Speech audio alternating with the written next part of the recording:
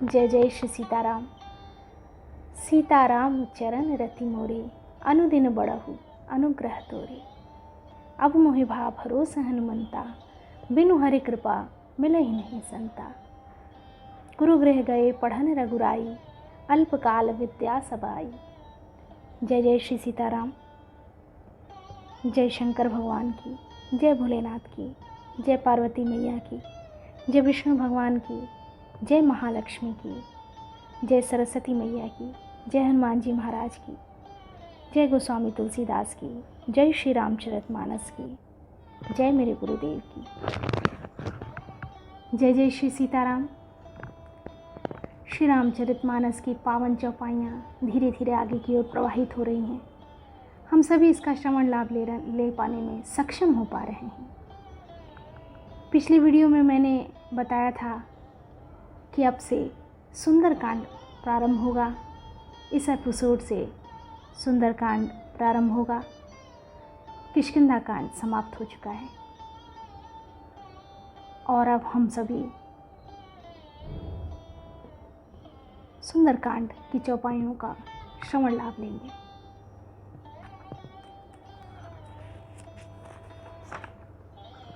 अतुलित बलधामं हेमशैलाभदेहं, दनुजवन कृशानं ज्ञानिनामग्रगण्यम्।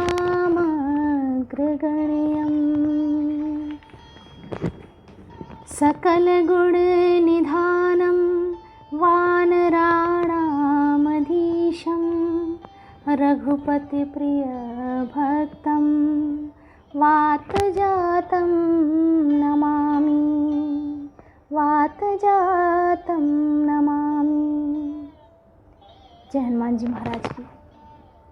अतुलित बल के धाम, सोने के पर्वत सुमेरु के समान कांति युक्त शरीर वाले, दैत्य रूपी वन को ध्वंस करने के लिए अग्नि रूप, ज्ञानियों में अग्रगण्य, संपूर्ण गुणों के निधान, वानरों के स्वामी श्री रघुनाथ जी के प्रिय भक्त पवन पुत्र श्री हनुमान जी को मैं प्रणाम करती हूँ। जय बजरंगबली। सुंदरकांड हनुमान जी के विभिन्न क्रियाकलापों पर आधारित है। बहुत से कार्यों को हनुमान जी ने सुंदरकांड में पूर्ण किया है। वे सारे काम जो श्री रामचंद्र जी के लिए बहुत ही ज़रूरी थे, जो उन्होंने निर्देशित किया, वो सारे काम हनुमान जी ने सुंदरकांड के अंतर्गत किया।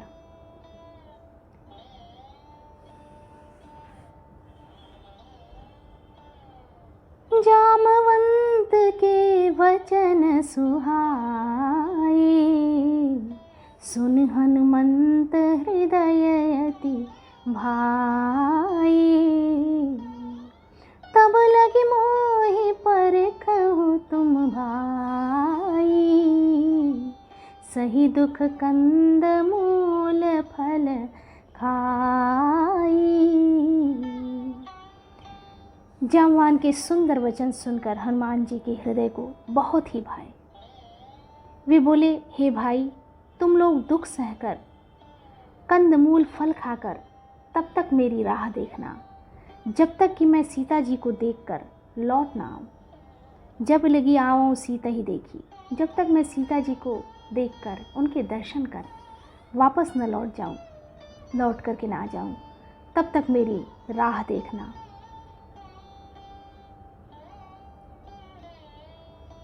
हुई ही काज मुहि हर्ष विसेखी, काम अवश्य होगा, क्योंकि मुझे बहुत ही हर्ष हो रहा है।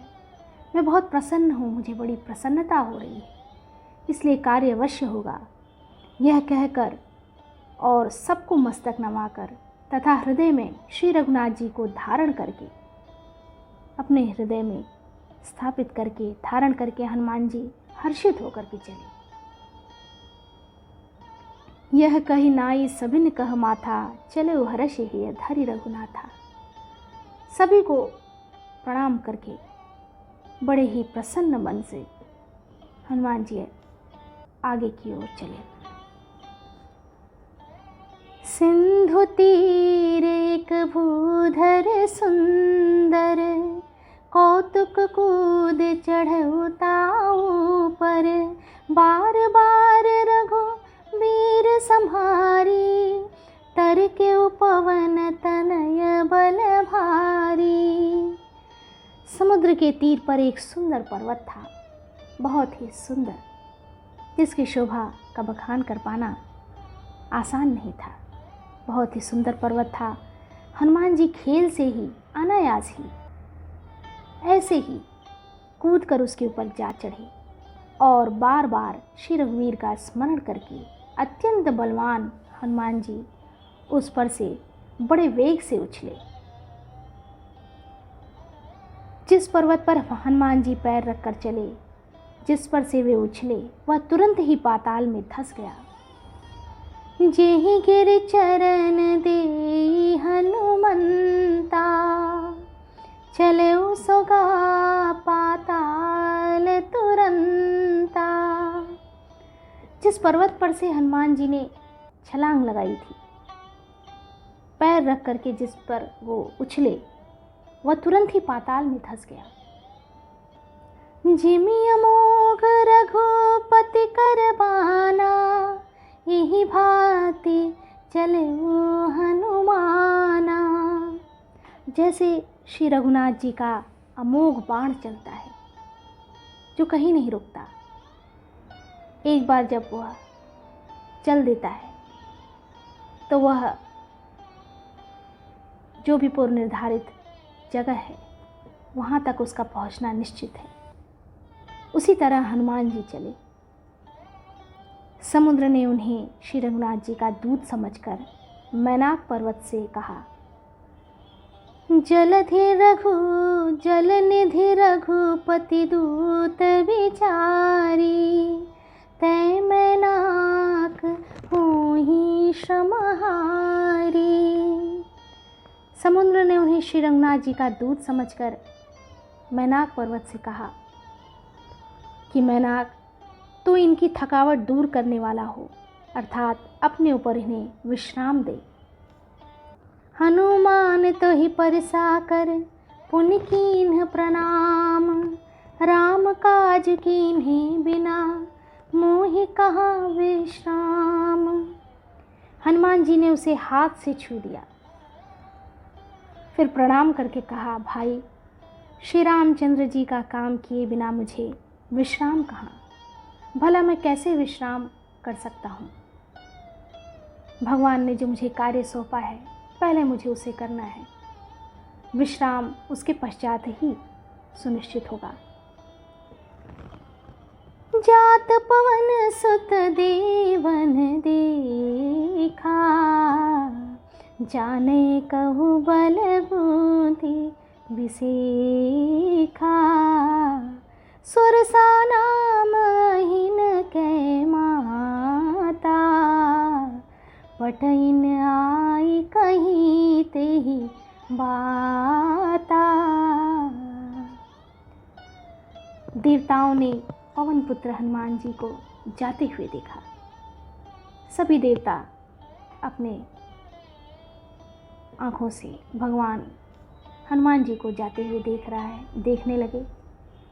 उनकी विशेष बल बुद्धि को जानने के लिए परीक्षार्थ, उनकी परीक्षा लेने के लिए उन्होंने सुरसा नामक सर्पों की माता को भेजा। उसने आकर हनुमान जी से यह बात कही, आज सुरन मोहि दीन आहारा, सुनत वचन कह पवन कुमारा। राम काज करे फिर मैं आवो, सीता कई सुधि प्रभु ही सुनावो। आज देवताओं ने मुझे भोजन दिया है। वह कहने लगी, सुरसाबुल नामक सर्पों की माता को भेजा सभी जितने भी देवता लोग थे वो परीक्षा लेना चाहते थे और उन्होंने सुरसा नामक सर्पों की माता को भेजा। उसने आकर हनुमान जी से ये बात कही कि आज देवताओं ने मुझे भोजन दिया है, प्रचुर मात्रा में भोजन दिया है। यह वचन सुनकर पवन कुमार हनुमान जी ने कहा, श्री राम जी का कार्य करके मैं लौट आऊं और सीता जी की खबर प्रभु को सुना दूं, तब मैं आकर तुम्हारे मुंह में घुस जाऊंगा। तब तब तब बदन बैठी हूँ आई, सत्य कहूँ मोहि जाने दे माई। मैं सत्य कह रहा हूँ हे माता, मुझे जाने दो। मैं अपने आप आकर तुम्हारे मुंह में चला जाऊंगा और तुम मुझे खा लेना, परंतु पहले मैं भगवान के दिए कार्य को पूरा कर लूं और सीता मैया की खबर प्रभु को सुना दूं। उसके पश्चात कवन हूँ जतन दे नहीं जाना, ग्रससि न मोहि कहूँ हनुमाना। अभी मुझे जाने दो। जब किसी भी उपाय से उसने जाने नहीं दिया, हनुमान जी को जाने नहीं दिया, तब हनुमान जी ने कहा तो फिर मुझे खा न ले। उसने योजन भर 4 कोस में मुंह फैलाया। जो जन भरी तेहि बदन पसारा, कपितन कीन्ह दुगुन विस्तारा। उसने योजन भर यानी 4 कोस में मुंह फैला दिया। तब हनुमान जी ने अपने शरीर को उससे दुगना बढ़ा लिया। 16 जो जन मुख तई ठहयाऊं, तुरत पवन सुत 32 भयाऊं। उसने 16 योजन का मुंह किया तो हनुमान जी तुरंत ही 32 योजन के हो गए, दुगना हो गए। जैसे जैसे सुरसा मुख का विस्तार बढ़ाती थी, हनुमान जी उसका दूना रूप दिखलाते थे। जैसे जैसे सुरसा बदन बढ़ावा, तास दून कपि रूप दिखावा, हनुमान जी उसका दुगना रूप दिखलाते थे। उसने 100 योजन 400 कोस का मुख किया, तब हनुमान जी ने बहुत ही छोटा रूप धारण कर लिया। 7 योजन तहि आनन कीन्हा। जब 100 योजन का मुंह उसने किया, तब हनुमान जी ने अति लघु रूप पवन सुत लीन्हा। हनुमान जी ने बहुत ही छोटा रूप धारण कर लिया। बदन पैठ पुनि बाहिर आवा, मांगा विदाता ही सिरुनावा। और वे उसके मुख में घुसकर तुरंत फिर बाहर निकल आए और उसे सिर नवाकर विदा मांगने लगे। मोहि सुरन जेहि लागी पठावा, बुद्धि बल मरम तोर मैं पावा। उसने कहा, मैंने तुम्हारे बुद्धि बल का भेद पा लिया, जिसके लिए देवताओं ने मुझे भेजा था। तुम श्री रामचंद्र जी का कार्य करोगे, क्योंकि तुम बल बुद्धि के भंडार हो, दोनों में ही निपुण हो। और ये उदाहरण यही बात सिद्ध करता है कि तुम बहुत ही बुद्धिमान हो। बलशाली होने के साथ साथ भगवान ने तुम्हें बहुत अधिक बुद्धि दी है। यह आशीर्वाद देकर वह चली गई। तब हनुमान जी हर्षित होकर चले। निश्चर एक सिंधु महु रहई, करि माया नभु के खग गहई। जीव जंतु जे गगन उड़ाही, जल बिलो कि तिनके परिछाही। समुद्र में एक राक्षसी रहती थी। वह माया करके आकाश में उड़ते हुए पक्षियों को पकड़ लेती थी। कोई भी पक्षी अगर आकाश में उड़ता था तो उसे वो माया का रूप धारण करके किसी न किसी तरह पकड़ लेती थी। आकाश में जो जीव जंतु उड़ा करते थे वह जल में उनकी परछाई देखकर उस परछाई को पकड़ लेती थी। गहई छाह सक सोन उड़ाई, यही विधि सदा गगन चर खाई। सोई छल हनुमान कह कीन्हा, तासु कपटु कपि तुरत ही चीन्हा। इस प्रकार वह सदा आकाश में उड़ने वाले जीवों को खाया करती थी। उस परछाई को, जो परछाई जल में दिख जाए, जिससे वे परछाई को पकड़ लेती थी, जिससे वे उड़ नहीं सकते थे और जल में गिर पड़ते थे। इस प्रकार वह सदा आकाश में उड़ने वाले जीवों को खा जाया करती थी। उसने वही छल हनुमान जी से भी किया। हनुमान जी ने तुरंत ही उसका कपट पहचान लिया।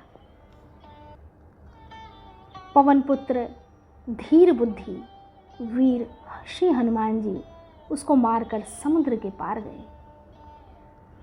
ताहि मारी मारुत सुत बीरा, बारिधि पार गयउ मति धीरा।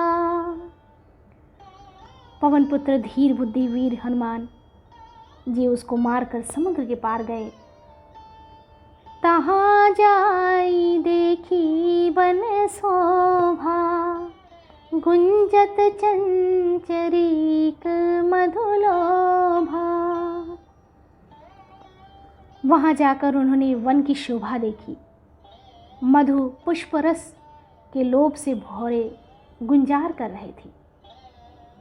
अनेकों प्रकार के वृक्ष फल फूल से शोभित हैं। पक्षी और पशुओं के समूह को देखकर तो वे मन में बहुत ही प्रसन्न हुए। नाना तरु फल फूल सुहाए, खग मृग वृंद देखी मन भाए। सैल विशाल देखे एक आगे, सामने एक विशाल पर्वत देखकर हनुमान जी भय त्याग कर उस पर दौड़कर जा चढ़े। तापर धाई चढ़े भय त्यागे, बिना भय के दौड़कर उस पर्वत पर दौड़कर जा चढ़े।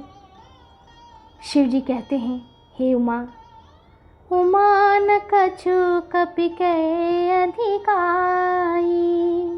प्रभु प्रताप जो काल ही खाई। गिरि पर चढ़े लंका ते ही देखी, कहीं न जाई अति दुर्ग बिसेखी। शिव जी कहते हैं, हे उमा, इसमें वानर हनुमान की बहुत बड़ाई नहीं है, बहुत अधिक बड़ाई हनुमान जी की इसमें नहीं है। यह प्रभु का प्रताप है, प्रभु श्री राम का दिया हुआ आशीर्वाद है, जो काल को भी खा जाता है। पर्वत पर चढ़कर उन्होंने लंका देखी। बहुत ही बड़ा किला है, कुछ कहा नहीं जाता। वह अत्यंत ऊंचा है, उसके चारों ओर समुद्र हैं। अति उतंग जल निधि चहुपासा, कनक कोट कर परम प्रकाशा। सोने के परकोटे चार दीवारी का परम प्रकाश हो रहा है। चारों तरफ सोने की चार दीवारी है और वह बहुत ही ऊंचा है। उसके चारों ओर समुद्र है। लंका के विषय में कहा गया, कनक कोटि विचित्र मन कृत सुंदराय तना घना। चहु हट्ट हट्ट सुबट्ट बीथी, चारुपुर बहु विधि बना। गजबाजी खच्चर निकर पद चर रूथ, रथ बरूथनी को गने। बहुरूप निशिचर जूथ, अति बल सेन बरनत नहीं बने। वन बाग उपवन वाटिका, सरकूप बापी सोहहि, नरनाग सुर गंधर्व कन्या, रूप मुनि मन मोहहि। कहु मल्ल देह विशाल शैल, समान अति बल कर जहि। नाना खारिन भी रही, बहु विधि एक एकन तरजहि। करि जतन भट कोटिन बिकट तन, नगर चहुदिसि रक्षहि। कहु महिष मानुष धेनु खर, अज खल निसाचर भक्षहि। एहि लागी तुलसीदास इनकी, कथा कछु एक है कही।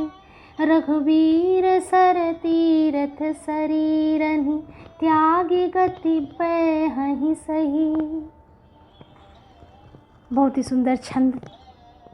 विचित्र मणियों से जड़ा हुआ सोने का परकोटा है। लंका के विषय में बता रहे हैं हनुमान जी। विचित्र मणियों से जड़ा हुआ सोने का परकोटा है।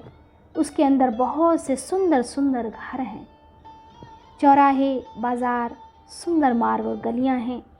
सुंदर नगर बहुत प्रकार से सजा हुआ है। हाथी, घोड़े, खच्चरों के समूह तथा पैदल और रथों के समूहों को कौन गिन सकता है, अर्थात बहुत ज़्यादा हैं। अनेकों रूपों के राक्षसों के दल हैं। उनकी अत्यंत बलवती सेना वर्णन करते नहीं बनती। विविध प्रकार के राक्षस हैं। वन, बाग, उपवन, बगीचे, फुलवाड़ी, तालाब, कुएं और बावलियाँ सुशोभित हैं। हर प्रकार से सुशोभित हैं। मनुष्य, नाग, देवताओं और गंधर्वों की कन्याएं अपने सौंदर्य से मुनियों के भी मनों को मोह लेती हैं। कहीं पर्वत के समान विशाल शरीर वाले बड़े ही बलवान मल्ल, पहलवान गरज रहे हैं। वे अनेकों अखाड़ों में बहुत प्रकार से भिड़ते और एक दूसरे को ललकारते हैं। भयंकर शरीर वाले करोड़ों योद्धा यत्न करके बड़ी सावधानी से नगर के चारों दिशाओं में सब ओर से रखवाली करते हैं। कहीं दुष्ट राक्षस भैंसों, मनुष्यों, गायों, गधों और बकरों को खा रहे हैं। तुलसीदास ने इनकी कथा इसलिए कुछ थोड़ी सी कही है कि ये निश्चय ही श्री रामचंद्र जी के बाण रूपी तीर्थ में शरीरों को त्याग कर परम गति पावेंगे। तुलसीदास जी ने थोड़े ही शब्दों में लंका का वर्णन किया और यह सुनिश्चित कर दिया कि भगवान के बाण से यह सब कुछ धीरे धीरे समाप्त हो जाएगा। पुर रखवारे देख बहु, कपि मन कीन्ह विचार। अतु लघु रूप धरौ निसि, नगर करौ पैसार। नगर के बहुसंख्यक रखवालों को देखकर हनुमान जी ने मन में विचार किया। अपने मन में सोचा कि अत्यंत छोटा रूप धरूं और रात के समय नगर में प्रवेश करूं। मसक समान रूप कपि धरी,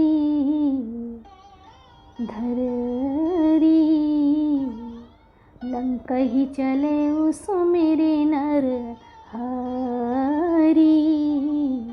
नाम लंकिनी एक निसिचरी, सो कह चले सी मोहिनी दरी।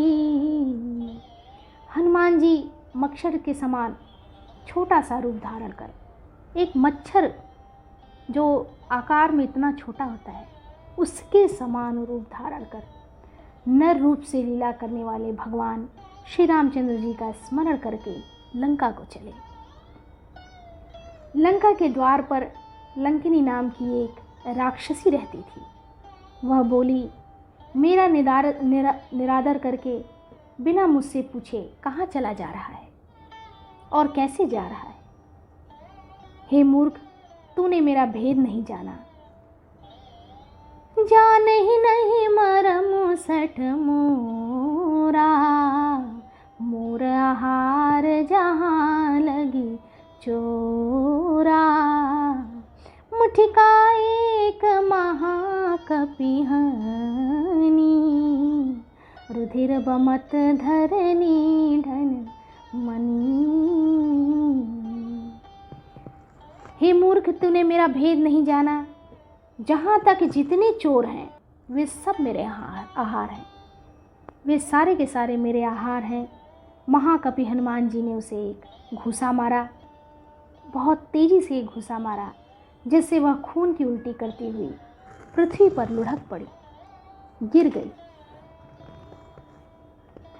पुनि संभारी उठी सोलंका, जोरी पानी कर विनय सशंका। जब रावण ही ब्रह्म बर दीन्हा, चलत बिरंची कहाँ मोहि चीन्हा। वह लंकनी फिर अपने को संभाल कर उठी, जिसे बार बार खून की उल्टियाँ हो रही थीं। हनुमान जी ने उसे बहुत तेज़ी से घूसा मारा था, जिसके कारण खून की उल्टियाँ होने लगीं। वह संभल कर उठी और डर के मारे हाथ जोड़कर विनती करने लगी। वह बोली, रावण को जब ब्रह्मा जी ने वर दिया था, तब चलते समय उन्होंने मुझसे राक्षसों के विनाश की यह पहचान बता दी थी कि विकल हो सीतय कपि के मारे। जब तू बंदर के मारने से व्याकुल हो जाए, विकल हो जाएगी, तब जाने सुन चर संहारे। तब तो राक्षसों का संहार हुआ जान लेना। तात मोरे अति पुण्य बहुता, हे तात मेरे बड़े पुण्य हैं, बहुत पुण्य है जो मैं श्री रामचंद्र जी के दूत अर्थात आप को नेत्रों से देख पाई। देखऊं नयन राम कर दूता,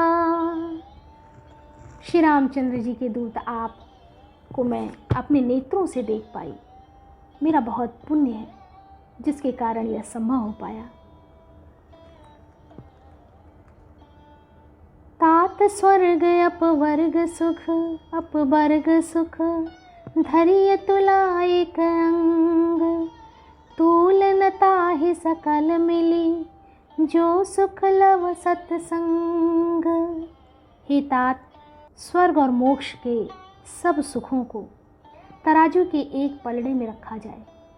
एक पलड़े में स्वर्ग और मोक्ष सभी के सब सुखों को रखा जाए, तो भी वे सब मिलकर दूसरे पलड़े पर रखे हुए उस सुख के बराबर नहीं हो सकते जो लव क्षण मात्र के सत्संग से होता है। क्षण मात्र के सत्संग की इतनी बड़ी महिमा है, इसीलिए कहा गया है कि कलयुग में सत्संग, नाम संकीर्तन बहुत ज़रूरी है। और यही एक वो आधार है, वो आधार है जिससे हम उस परमात्मा तक पहुंच सकते हैं।